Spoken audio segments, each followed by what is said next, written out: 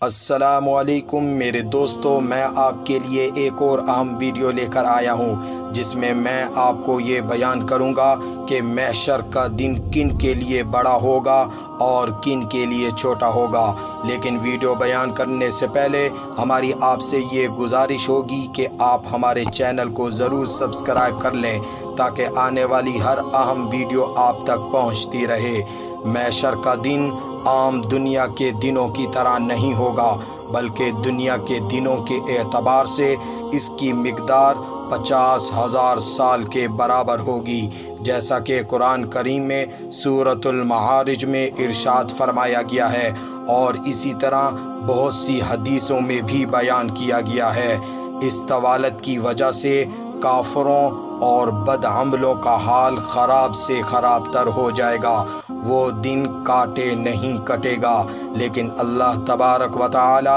اپنی قدرت کاملہ سے اس طویل ترین دن کو اہل ایمان کے لیے ایک فرض نماز گزرنے کے بقدر ہلکا فرما دے گا۔